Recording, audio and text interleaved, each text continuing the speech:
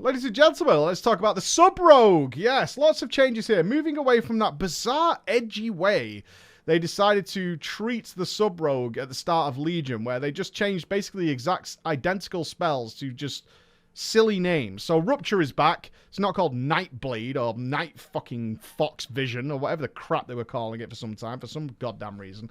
And also, Shadowlands is returning to kind of its former glory as a more important cooldown. Instead of it having charges and things like that, and you doing these little mini ones, you tend to build up until you can do a nice, big, fat Shadow Dance to go along with it. So it felt very much to me as the last time I mained a rogue, which was Warlords of Draenor. I was surprised how quickly my fingers kind of adapted back into playing sub, considering I didn't play rogue at all in the Battle for Azeroth because I didn't fancy it. It still works pretty much the same way. Now, I've had some people get in contact with me, and I'm going to mention this in a lot of quick looks, but people are really getting down our throats because they know Blizzard is watching about X damage and X damage and X damage and that. That's none of my concern right now. It's all about the gameplay. When we get further down the alpha and beta, that is when I will start caring more about damage. What I care about is how it plays. So we have had a new finisher added, which is Shadow Vault.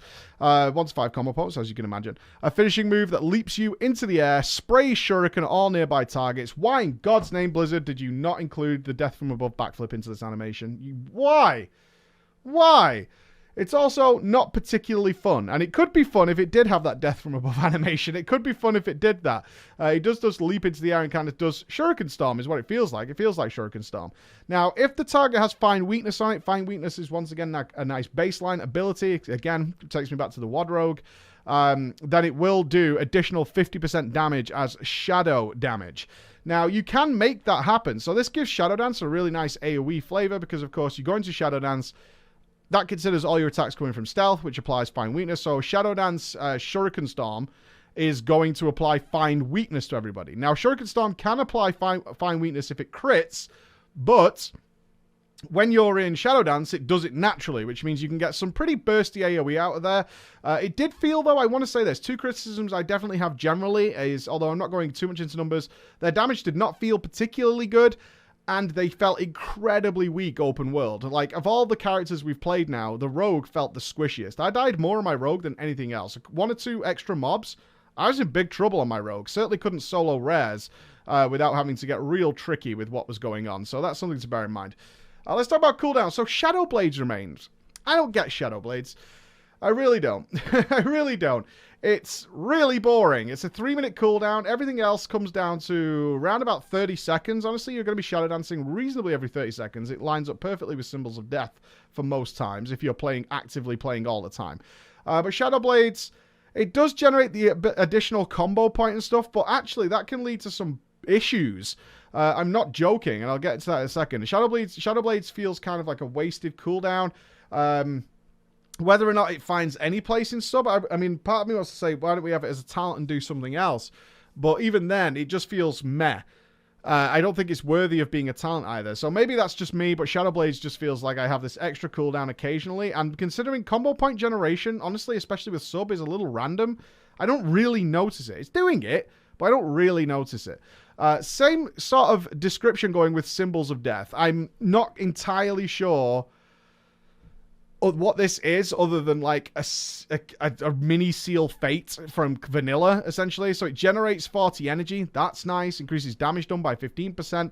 And your next combo point generator will critically strike. That's all great stuff, don't get me wrong. But it lines up almost perfectly every single time with Shadow Dance now. So why are we not just baking this into Shadow Dance? Not using 15% extra damage when we're going into Shadow Dance and making sure we've got enough energy for it seems dumb. Is it just to make sure the Shadow Dance tooltip isn't so big? Little odd. Still fine, but it just feels a little odd because it always lines up. So you're just always going to use them together. There's no reason you wouldn't use these things together. So let's go into what I was talking about there. Let's talk about the Bastion ability, because this is kind of a big deal. The Bastion ability for the rogues is really strange. Echoing Reprimand. It costs 30 energy. It is an extra attack. Okay, so it does some arcane damage to an enemy, and it extracts their anima to Anima Charge a combo point. Damaging finishing moves that consume the same number of combo points as your Anima Charge deal damage as if they consumed 7 combo points. So this has to be damaging attacks. So basically what happens is this. you have this 45-second cooldown, this Echoing Reprimand.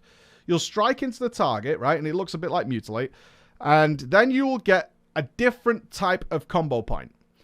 And it will say 2, 3, or 4.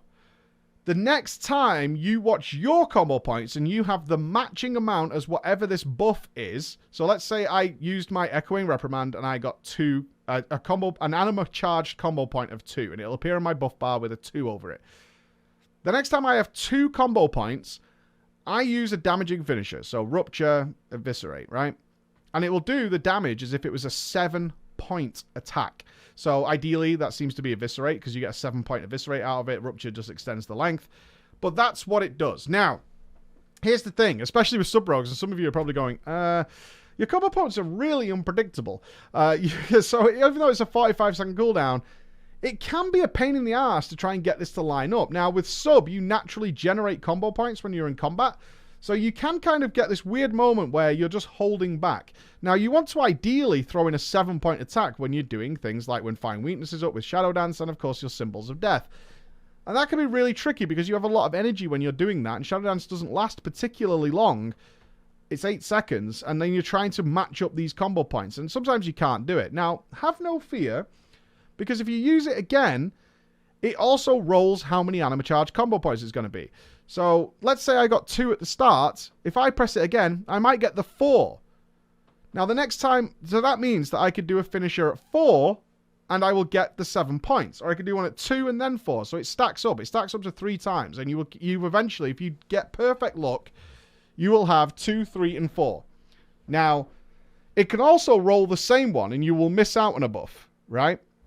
So I press it the first time, I get a 2. So I need to do a finisher on 2 combo points, and for whatever reason, over that 45 seconds, without just wasting a ton of energy, I couldn't fit in something that was at 2 combo points. I pressed my backstab and I went straight to 3, or sometimes 4, or I transferred at 1 and got the natural one, so I either wait around and cap my energy, or I press backstab, which means I'm going to go past the 2 that I'm after, etc, etc, etc. So 45 seconds rolls up. I then press it again. The next time I get a 3. Okay.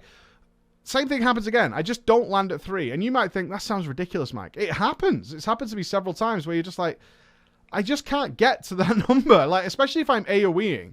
If I'm AoEing, I'm always going to 5, pretty much. I'm naturally like, drain all my combo points and go straight back to 5. That happens all the time. Then you get another 45 seconds. You press it again, you get the 4. So now I have 2, 3, and 4. What also seems to be happening right now, and this could definitely be a bug, is if I get 4, which does happen more regularly than, say, 2 or 3, it uses all of them. If you use the highest one, it then uses the lower ones. Now, it wasn't doing that a few days ago, so it could be a little bit of a bug or an oversight or something along those lines. But it also does mean that that's in the ideal conditions where I got 2, 3, 4, right? But what could happen is I get 2 and 3, and then in the next 5 seconds I press it again. I get 2 again, which means I still just have 2 and 3, and it's wasted. So it's a little awkward to fit in sometimes. I've had feedback from both people saying they really like it because they have to pay attention to combo points more than they have done in the past. Some people really hate it because they've run into these streaks where they just can't get good use out of it, or it falls outside cooldowns, or it doesn't seem like they can really gain a good benefit out of it other than occasionally a 7-point combo point that might not be buffed in any way.